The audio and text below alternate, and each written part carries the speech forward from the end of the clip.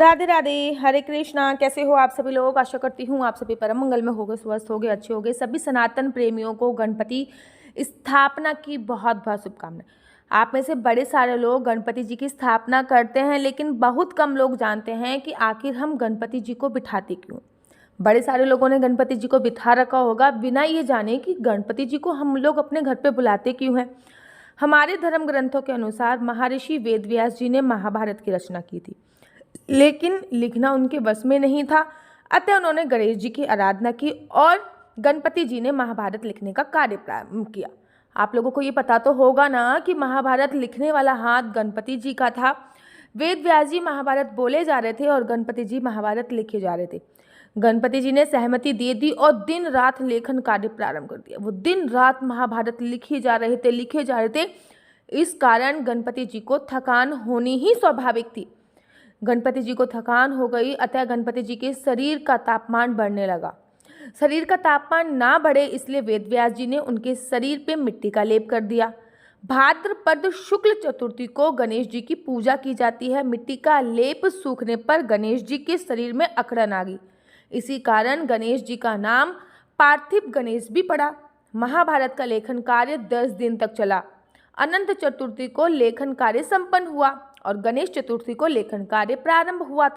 जब गणेश जी महाभारत लिख रहे थे तब वेदव्यास जी ने देखा कि गणपति जी का शरीर का जो तापमान है वह भी बढ़ता जा रहा है। उनके शरीर पर लेप की गई जो मिट्टी है वो सूख सूख कर झड़ रही है। तो वेदव्यास जी ने उसमें पानी डाल दिया और इन 10 दिनों में वेदव्यास जी ने गणेश जी को खाने के लिए विभिन्न विभिन्न प्रकार दिए। तभी से गणपति बिठाने की प्रथा चली आ रही है। इन 10 दिनों में इसलिए गणेश जी को पसंदीदा मनपसंद भोजन अर्पित किए जाते हैं।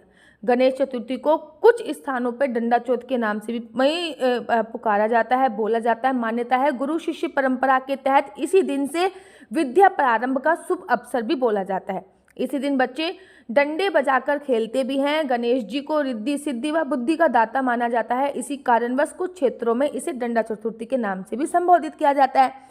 मुहूर्त के अनुसार गणेश चतुर्थी वाले दिन गणेश जी की पूजा दोपहर के समय करना शुभ माना जाता है, क्योंकि गणेश जी की जो स्थापना हुई थी अर्थात गणेश जी का जो प्रादुर्भाव हुआ था वो 12 बजे के आसपास हुआ था।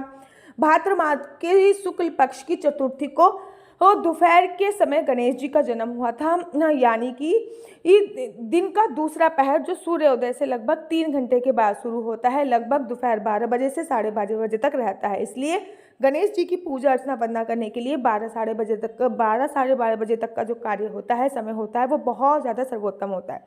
गणेश चतुर्थी पर मध्यकाल में अभिजीत मुहूर्त के संयोग से गणेश भगवान की मूर्ति को स्थापित करना अत्यंत शुभ माना जाता है। अगर इस समय राहु काल हो तो उसे छोड़ देना चाहिए। आप लोगों को पता है कि गणेश जी की जो पूजा होती है वो बहुत सिंपल तरीके से होती है। जैसे कि गणेश जी की पूजा के लिए आपको चौकी चाहिए, पटा चाहिए, जल चाहिए, लाल कपड़ा चाहिए, पंचामृत चाहिए, रोली चाहिए, मूली चाहिए, लाल चंदन, जनेऊ, सिंदूर, चांदी का वर्क, लाल फूल, इत्रमाला, मोदक और लड्डू का भोग चाहिए।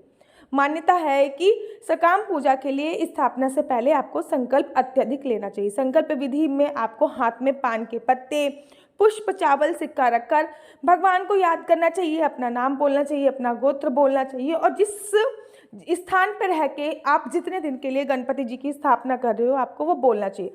भगवान गणेश की पूजा के लिए सबसे पहले सुबह नहा धोकर लाल रंग के कपड़े आपको पहनने चाहिए, और क्योंकि गणेश जी का जो पसंदीदा रंग है वह लाल है। पूरब दिशा की तरफ मुख कर या फिर उत्तर दिशा की तरफ होना चाहिए। सबसे पहले गणेश जी को पंचामृत से स्नान कराएं, उसके बाद गंगा जल से स्नान कराएं। गणेश जी की चौकी पर लाल कपड़ा बिछाएं।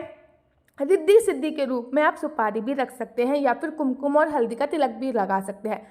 गणेश जी को सिंदूर लगा के चांदी का वर्क लगाएं, लाल चंदन का टीका अवश्य लगाएं, अक्षत चावल लगाएं, मोली और जनेऊ समर्पित करें, लाल रंग के पुष्प या माला आदि अर्पित करें। इस इत्र अर्पित करें, दूर्वा अर्पित करें, नारियल चढ़ाएं, पंचमेवा चढ़ाएं, फल अर्पित करें, मोदक और लड्डू का भोग भी लगाएं, लौंग इलायची अर्पित अवश्य करें, दीपक अगरबत्ती धूप आदि जलाएं, जिससे गणेश जी प्रसन्न होते हैं। गणेश जी की प्रतिमा के सामने प्रतिदिन गणपति जी की आरती जरूर करें। संकटनाशक गणेश आदि का स्तोत्र आपको अवश्य करना चाहिए।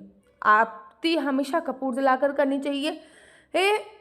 ध्यान आपको अवश्य करना चाहिए, जैसे कि चतुर्थी अर्थात चंद्र दर्शन कलंक पौराणिक मान्यता भी है। इस दिन चतुर्थी होने के कारण भूल कर भी चंद्र दर्शन ना करें, वरना आपके ऊपर बड़ा कलंक लग सकता है। इसके पीछे एक पौराणिक कथा का दृष्टांत ये है। एक दिन गणपति जी चूहे की सवारी करते हुए गिर गए तो चांद ने उन्हें देखा, हंसने लगे। चंद्रमा को हंसी उड़ाते देख गणपति को बहुत गुस्सा आया। उन्होंने चांद को श्राप दे दिया कि अगर अब से तुम्हें कोई देखेगा, पसंद नहीं करेगा, जो तुम्हें देखेगा वह कलंकित हो जाएगा। इस श्राप से चंद्र बहुत दुखी हुए। तब सभी देवी देवताओं ने गणपति के साथ मिलकर पूजा अर्चना वंदन का आह्वान किया तो गणपति जी प्रसन्न हो गए, उनसे वरदान मांगने को कहा। तब देवताओं ने गणपति जी से बोला कि आप चांद को श्राप से मुक्त कर दो। तब गणपति जी ने कहा कि मैं अपना श्राप तो वापस नहीं ले सकता, लेकिन इसमें कुछ बदलाव जरूर कर सकता हूँ। भगवान गणेश ने कहा कि चंद्र का ये श्राप सिर्फ एक ही दिन मान्य होगा, जिस दिन चतुर्थी के दिन यदि अनजाने में चंद्र के दर्शन हो जाएंगे तो इससे बचने के लिए एक छोटा सा पत्थर का टुकड़ा लेकर किसी भी छत पर फेंकें। ऐसा करने से चंद्र दर्शन से लगने वाले कलंक से बचाव हो सकता है। या फिर साम्यक मणि की जो कथा होती है, साम्यक मणि की कथा भी पढ़नी चाहिए, इसलिए इसको कलंक चतुर्थी के नाम से भी संबोधित किया जाता है।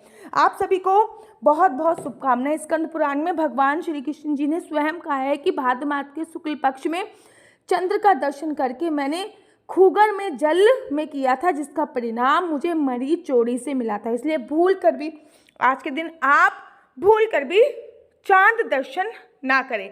अगर आप लोग अपनी कुंडली मुझसे दिखवाना चाहते हैं तो मेरा नंबर है 4/9-20-25-65। मैं दोबारा से रिपीट कर देती हूँ, 4/9-20-25-65। आपका बच्चा जॉब करेगा या फिर आपका बच्चा जॉब करेगा या फिर आपका बच्चा बिजनेस करेगा तो किस फील्ड का बिजनेस करेगा, जॉब करेगा तो किस चीज़ में जॉब करेगा, ये सभी जानकारी मैं आपको कुंडली के माध्यम से प्राप्त कराती हूँ। कुंडली देखना बिल्कुल भी फ्री नहीं है, उसके थोड़े से चार्ज हैं। अगर आपको मेरी वीडियो अच्छी लगती है तो आप अपना यूट्यूब चैनल हरि बोल को लाइक शेयर सब्सक्राइब करना बिल्कुल भी मत भूलिए। तब तक के लिए मुझे दीजिए इजाज़त। राधे राधे, हरे कृष्णा, हरि बोल।